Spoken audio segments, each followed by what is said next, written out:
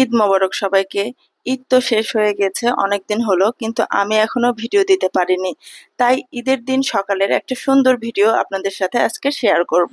ঈদের দিন ভোরে উঠেই প্রথমে ঘর বাড়ি গুছিয়ে নিলাম, তারপরে ডাইনিং টেবিলটা খুব ভালোভাবে পরিষ্কার করে নিলাম। আর ইদানিং ভিডিও দিতে বা ভিডিও করতে বা ভিডিওতে ভয়েস দিতে কেন যেন ভালো লাগে না, ইচ্ছাই করে না। তো আজকে হঠাৎ করে দেখলাম যে অনেকগুলা যেহেতু ভিডিও করা আছে, একটু ভয়েস দিই। আর এছাড়া এর আগেও অনেক ভিডিও আছে যেগুলো এখনো এডিট করা বাকি। আর যাই হোক, ঈদের দিন সকালে কিন্তু আমি খুব ভোরে ঘুম থেকে উঠি। ঘুম থেকে উঠতে একদমই দেরি করি না। পুডিং এবং ফিরনি সেটা রাতে রান্না করে রেখে দিয়েছিলাম। আসলে ঈদের দিন সকাল সকাল এগুলা জিনিস করলে সেগুলো ঠান্ডা হতে অনেক সময় লাগে, তখন খেতে ভালো লাগে না। সেজন্য আগের দিনই করে রাখি। আর গরমকালে ডেজার্ট আইটেম গুলো একটু ঠান্ডা ঠান্ডা খেতে বেশি মজা লাগে। পুডিংটা আনমোল্ড করার সময় সবচেয়ে এক্সাইটমেন্ট কাজ করে যে পুডিংটা ফেটে যায় কিনা, ভেঙে যায় কিনা। কিন্তু না, আমার পুডিংটা অনেক অনেক সুন্দর হয়েছে।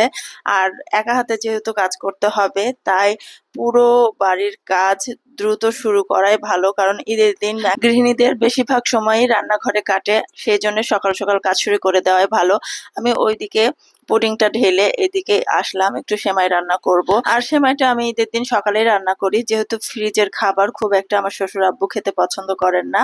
সেই জন্য আমি ঈদের দিনে গরম গরম সেমাই রান্না করি, মানে সেমাইটা হালকা ঠান্ডা হওয়ার পরে উনি খেতে পছন্দ করেন।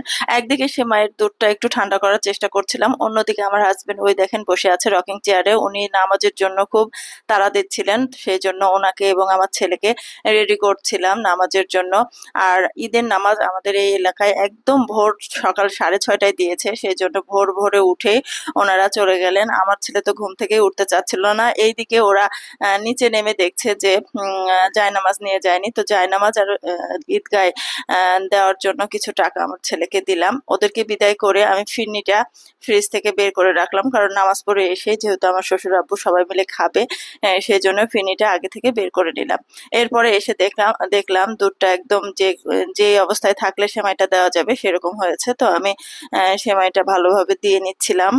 বিয়ের পর মেয়েদের ঈদগুলোতে রান্না বান্না আর সবার আবদার পূরণ করাই যেন অন্যতম কাজ।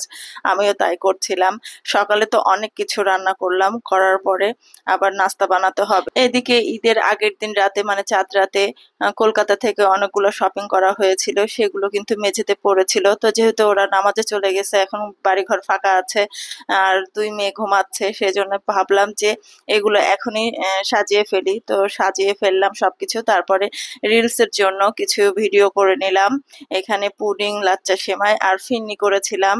আর দুপুরের দিকে আবার বাচ্চাদের জন্য চিকেন নুডলস করেছিলাম। আর এখানে আমি দেখেন কত থালাবাটি জমা হয়েছে। এখানে আমি চিকেন নুডলস এর জন্য চিকেন, আর আমার শ্বশুর যেহেতু গরুর মাংস খায় না, সেহেতু ওনার জন্য দেশি মুরগি আর রোস্টের জন্য মুরগি ভিজিয়ে রাখলাম সকাল সকাল। আর তারপরে আসলাম ঘরের বিছানা চাদরগুলো চেঞ্জ করার জন্য। ঈদ আসলে তো প্রতিটা ঘরের বিছানা চাদর চেঞ্জ করতেই হয়। এইদিকে সবকিছু রেডি করতে করতে ওরা নামাজ পড়ে চলেও এসেছে। আর আমার শ্বশুর আব্বুর সামনে এই পুডিংটা কাটছিলাম, তখন উনি বলছিল যে খুব সুন্দর তো পুডিংটার কালার হয়েছে। তো আমি বললাম যে আপনাকে সবকিছু দিচ্ছি, আপনি একটু খেয়ে দেখেন কেমন হয়েছে।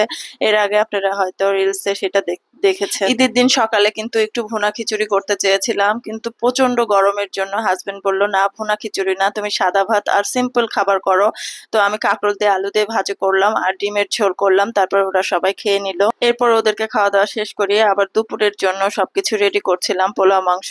সেটা আরেকটা ভিডিওতে দেখাবো ইনশাআল্লাহ। ঈদের দিনের সকালের এই ছোট্ট ব্লগটি কেমন লাগলো অবশ্যই জানাবেন। ভালো লাগলে অবশ্যই লাইক, কমেন্ট, শেয়ার করবেন। আজকে তবে এখানেই বিদায় নিচ্ছি। আল্লাহ হাফেজ।